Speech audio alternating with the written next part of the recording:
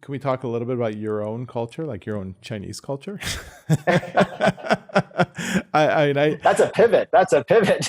Yeah. Well, I could go on forever, but I do want to get a chance. I love talking about personal culture and how it influenced us. And I know that you're a Canadian boy like me, but you're from Vancouver. You've got a Chinese background. Um, how do you think that's kind of influenced you and where it's kind of led you to where you are today? And you can talk about it in the aesthetic market if you want, but even in terms of your position in leadership. Yeah. You know, it's interesting. When I was a kid, so just maybe separate. My father was an immigrant from China, and came over to go to med school in Canada. And my mom is, I always get this mixed up in terms of generations. I don't, people have different definition. First generation is the one that comes over, or first generation is the first one born in Canada. How do you define it? I thought it was the first generation is the one that's born. Okay. So I would be first generation on my dad's side and third generation on my mom's side. So I say I average out to second generation between the two of them. I don't know if that's accurate, but that's the way I define it.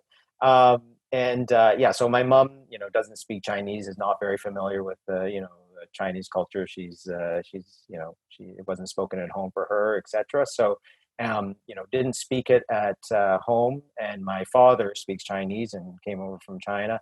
And so it's there, but at the same time, it's not there in terms of my exposure to that. And it's actually, I've had very few regrets in life, but one of my deep regrets is that I didn't learn Chinese as a kid.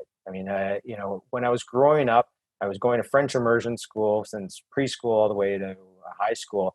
And I wanted to fit in with my peers at the time. And it wasn't a very diversified group then. So I think having, you know, embracing my culture at that time was not my interest. In fact, I did the opposite. I shunned it a bit just because I didn't want to stand out as being different when I was in those, formative years.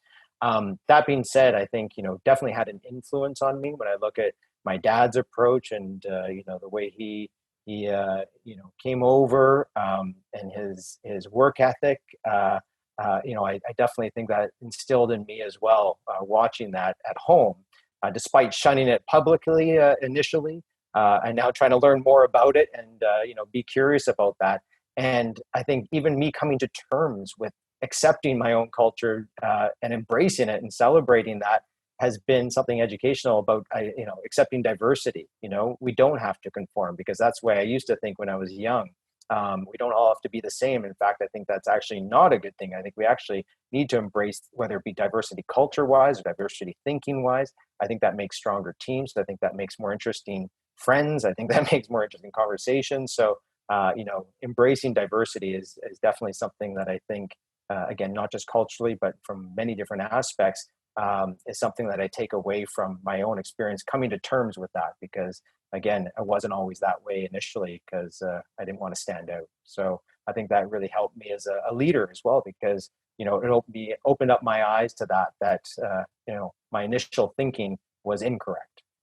Yeah, it's interesting how diversity has become such a strength now, and even when I was growing up, it was we were just so different. We were always considered so different, and I was a son of immigrants, and my parents had come to this country as really religious refugees, um, and we we were always considered so different. I grew up really feeling strongly that I was an outsider, and now in my position at the university in my practice, it's funny to me how sometimes I'm viewed as like the norm or the insider, and it's and it's interesting how the past couple decades has seen such a acceptance of diversity to the point where the in some ways the norm is considered diverse.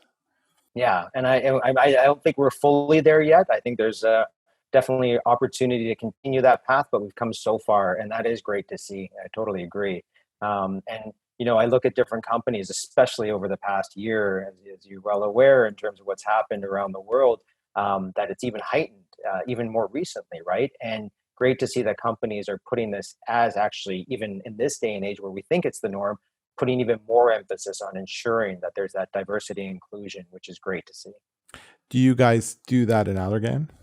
Yeah, I mean, it's become a big focus, not just at Allergan, but at AbbVie as well, putting diversity officers at the very high level to ensure that we're culturally, making sure that this is a priority, putting in programs to make sure that we're, including in our hiring practices, in our operating practices, making sure that this is top of mind, ensuring that, the very narrow thinking is not acceptable in the organization. So a lot of different initiatives that are being put in place, and again, not that they're brand new, it's enhancements because it has been the focus, but even putting more emphasis on it as an organization. It's a global priority, actually, right from our CEO Is that down. right? So, and what about encouraging female participation? Because I mean, the aesthetics industry is very strongly dominated for women in terms of they are by far the majority of the clients. Yeah. So, how are you looking at encouraging more female leadership?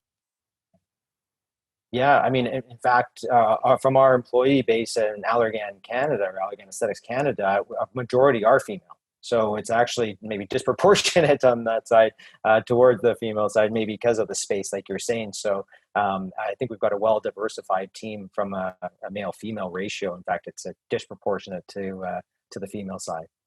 Yeah. Do you think that whole exploration of diversity is something that is a trend in aesthetics? I mean, I hope so. I say this kind of hoping the answer is yes, and I personally have an interest in it. But looking at aesthetic standards as it relates to different diverse populations of people. When you say it's a trend, I mean, I hope it's not a trend. I hope it's permanent. You know what I mean? I see an increase on it, and I hope that it's not just a trend that will fade away, so to speak, but actually is here to stay.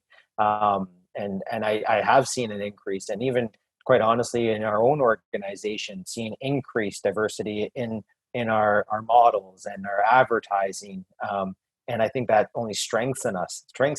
And I agree. I think it's a positive that I hope doesn't just blip up and blip down, but I do think it's here to stay for the longer term. Yeah. Is that also related to how you view the global market? No, I don't. I don't think it's just in the global markets either. I think it's even because we have um, uh, specific campaigns can be modified to the local or created locally, and I think it's actually saying even within local markets, it's not just taking global assets and plug and play. It's actually ensuring that it's relevant, and I think that's actually the point is that it is relevant for local markets as well. Yeah, I'm glad to hear it. I mean, I think the more we can focus on that, especially in the aesthetics world, where um, we're talking about the different aesthetic goals and expectations of people of diverse backgrounds. It's just so important to explore that, Hmm. and not just simply from a marketing perspective, but even really looking at what it is that different people are looking to achieve and how different options may be better suited for some people. Yeah, yeah, exactly. We actually have a program just to talk about the female diversification, where there's the Flame program that we have, which is female leaders in aesthetics medicine. So it actually is taking some global female thought leaders and ensuring that we're tapping into that and helping